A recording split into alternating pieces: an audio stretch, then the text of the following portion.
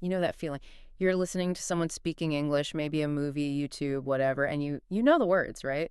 The grammar seems fine, but when they talk fast, it just turns into mush. Oh, absolutely. It's like the Yeah. words just bleed into each other, sounds disappear, and suddenly you're completely lost, even when you actually know the vocabulary. Exactly. And if that's happened to you, seriously, you're not alone.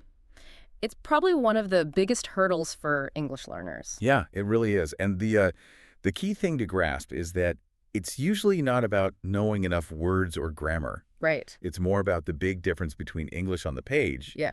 and English as it's actually, spoken naturally. That's such a crucial point because native speakers, especially when they're just chatting, they don't hit every single word perfectly clear and separate, like in a textbook or maybe some learner audio. No way. Words get smushed together, sounds change, sometimes they vanish altogether, and there's a rhythm, a kind of musicality based on stressing important words, not just giving everything equal weight. So if you're mainly training your ear based on written words, you're missing, well, a massive piece of the puzzle, what it sounds like in real life. It's like trying to learn a song just by looking at the notes. Exactly. You need to hear the music.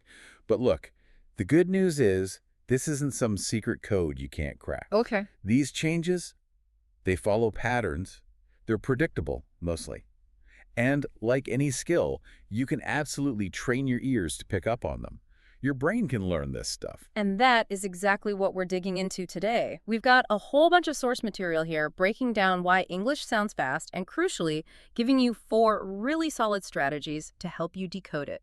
Think of this deep dive as your guide to finally cracking that fast speech code. By the end, you'll get why native speakers link words, how those sneaky reductions and contractions work, like gonna and wanna. Yep, and how to tune into the key words that carry the meaning, plus a really practical method shadowing to practice all this yourself. Our mission: give you the tools so that fast, natural English starts sounding less like a blur and more like, well, something you can actually understand. Because once you start hearing the patterns, Yeah. it really does feel like it slows down. It becomes clearer.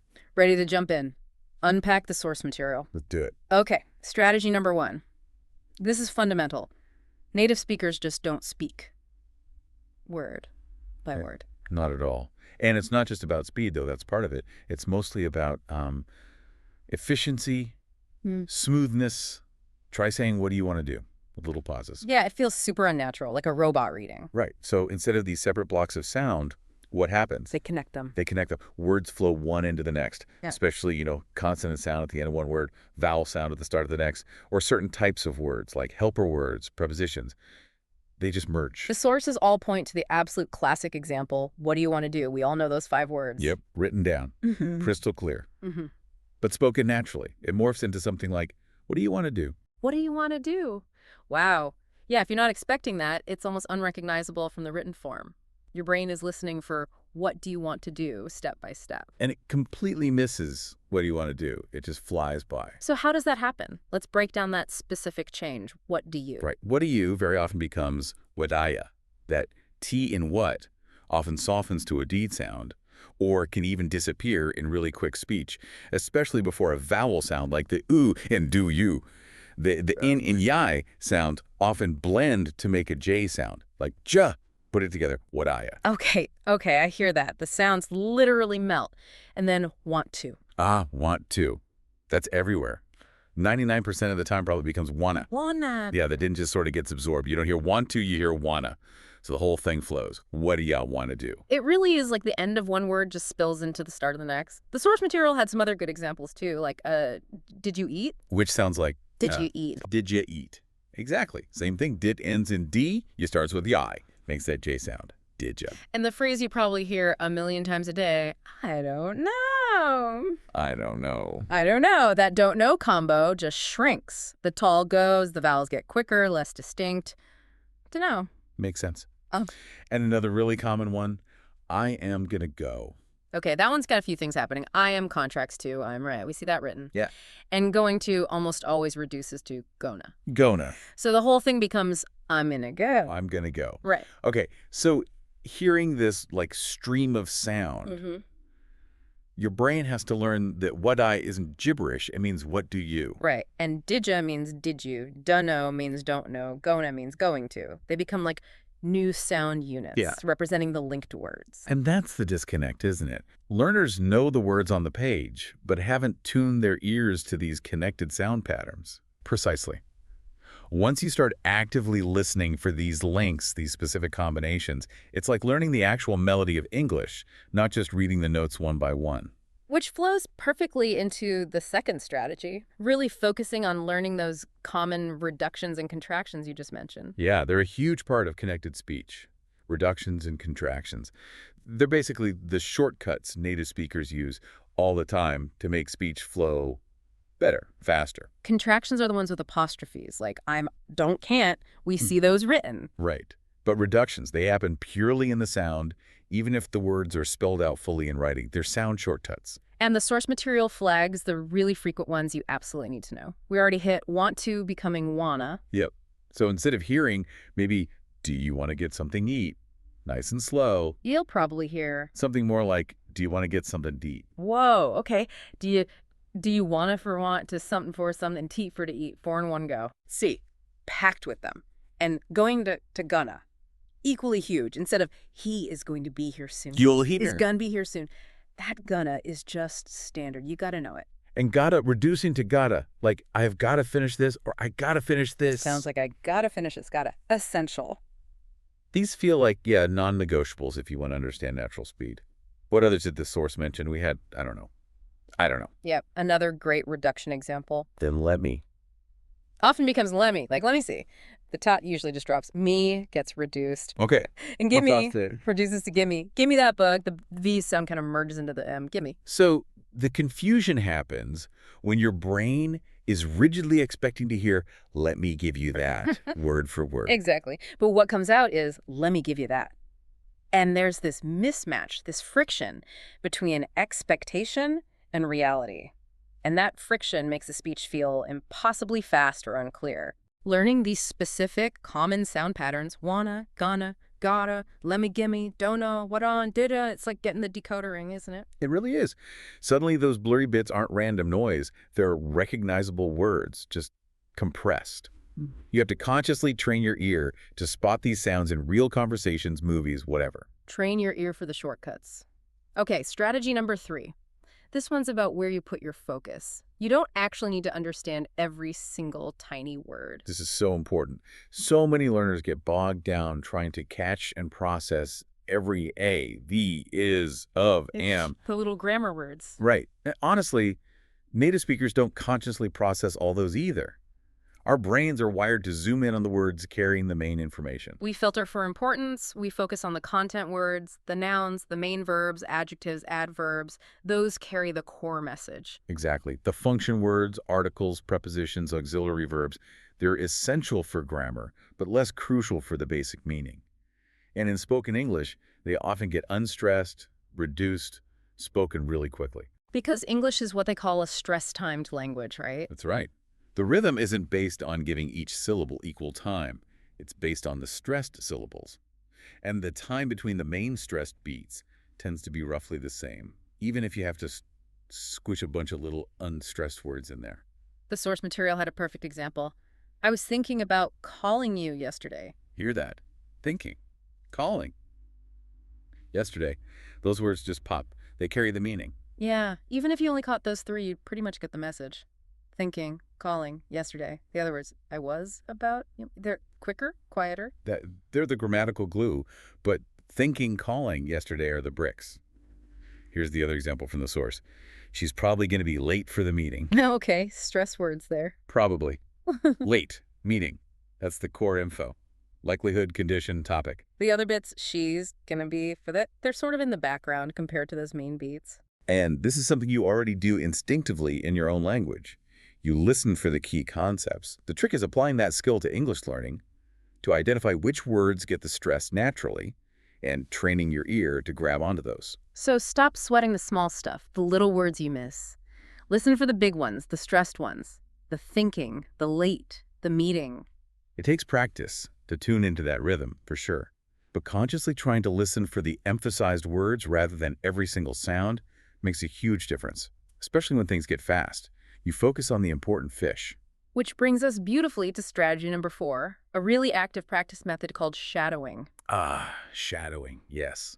This is probably one of the most powerful ways to bridge that gap between understanding written English and understanding fast, natural spoken English. Why does it work so well? Because it forces your brain, your ears, even your mouth, to engage directly with the actual sounds of real English in real time. You're not just sitting back and listening. No. You're actively trying to reproduce it. The rhythm, the speed, the way words connect, the reductions. It trains your listening muscles, definitely. But it also helps you physically feel how these sounds are made.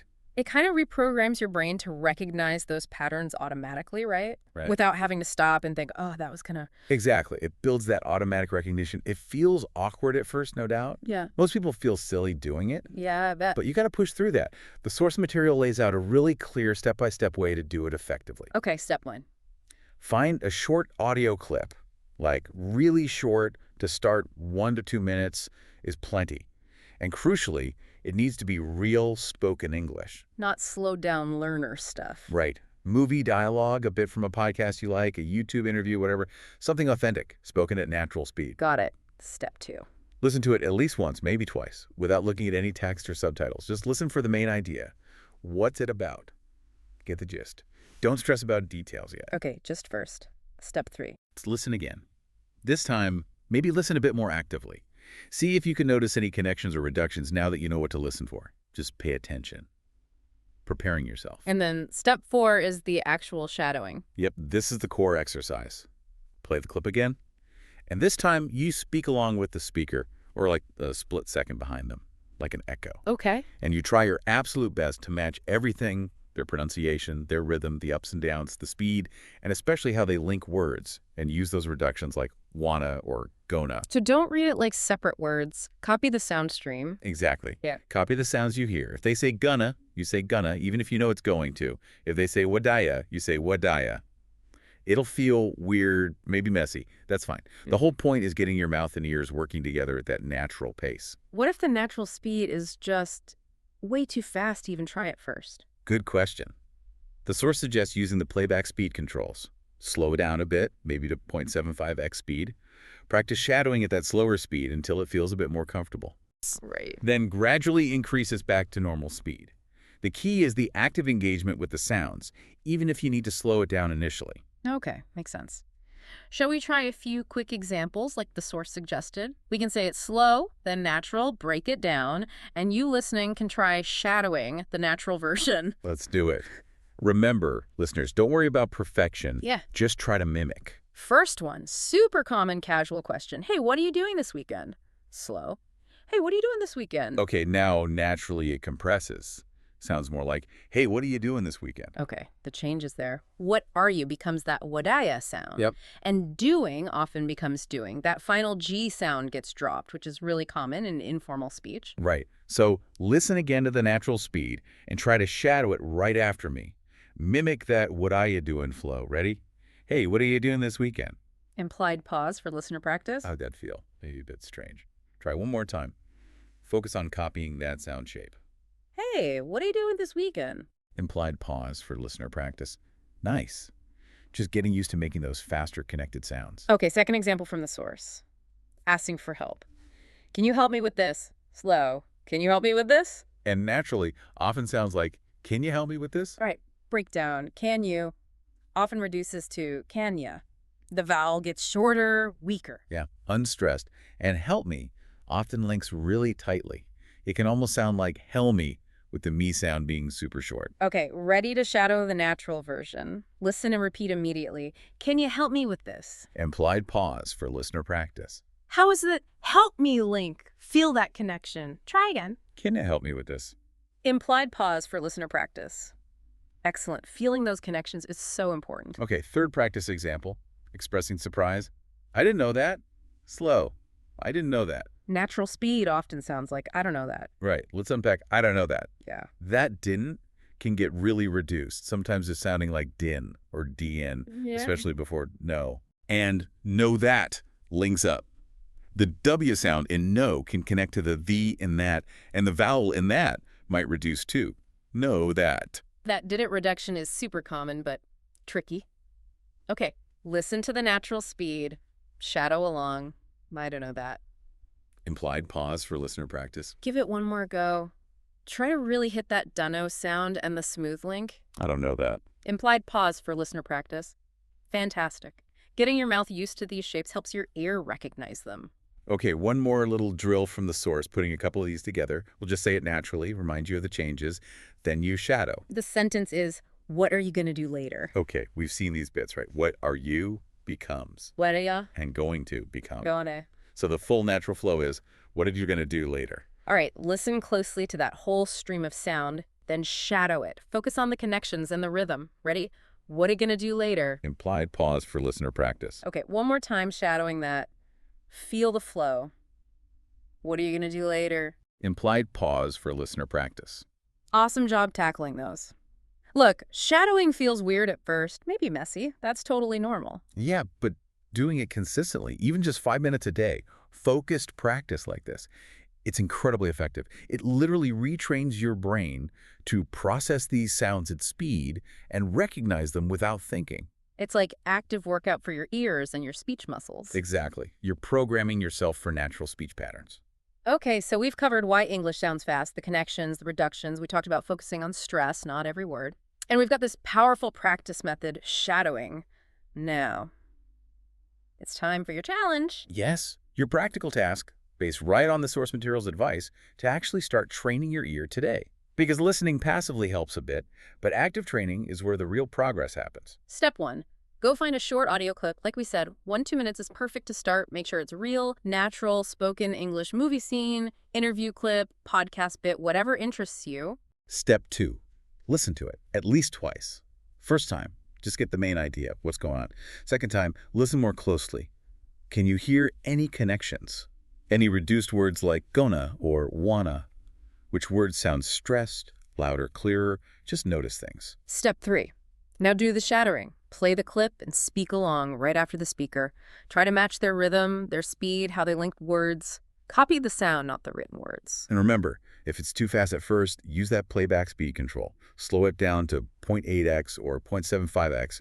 Practice there, then build back up. Progress, not perfection, is the goal. It'll feel awkward, maybe your tongue gets tied. Totally fine. Just keep mimicking the sounds as best you can. And hey, if you really want to level up, the source suggests recording yourself shadowing. Ooh, brave. Yeah, then listen back to your recording and compare it to the original. Where are you close? Where are the big differences? That kind of feedback is gold. We genuinely want to know how this goes for you. Seriously. Find us online, leave a comment. What clip did you pick? What felt hardest about shadowing? The speed, the connections. Yeah, did you notice any specific words changing sound? Sharing your experience helps other learners too. Absolutely. And hey, if you have a friend learning English, share this deep dive with them. Try the shadowing challenge together. Practicing out loud really helps cement it. So wrapping this up, remember, understanding fast English isn't magic. It's not about just wishing people would slow down. Right. It's a skill you build. By understanding how native speakers really talk, connecting words, reducing sounds, stressing key info, and by actively training your ears with methods like shadowing. The more you expose yourself to real English and the more you actively practice listening for and mimicking these patterns, the better your brain gets at it. English will start to sound slower, clearer, less like noise, more like conversation. Your listening skills will definitely improve. And think about what that really unlocks. Being able to understand fast, natural English. It's not just about language, is it? It's about connection. Totally. It opens doors to culture, enjoying movies, without constantly rewinding, getting jokes in podcasts, having real, spontaneous chats with people without that constant strain. What doors does really hearing spoken English open for you? That's a great thing to think about as you practice. That's a fantastic final thought. It changes your whole experience. And speaking of changing things, our next deep dive follows perfectly from this. Today was about understanding fast native speakers. Next time, we're flipping it. We're diving into how you can sound more natural, more fluent when you speak English. Ooh, interesting. So moving beyond that maybe slightly stiff textbook sound. Exactly. If you sometimes feel your spoken English is a bit too formal, or you just want to sound more relaxed, more like a native speaker yourself, you definitely don't want to miss the next one. We'll look at practical ways to make your speaking flow more naturally. Perfect next step. So make sure you're subscribed or following however you get your deep dive so you catch that one. Definitely. And in the meantime, keep practicing that shadowing. Crane those ears. You can do this. See you next time for the next deep dive. Bye for now.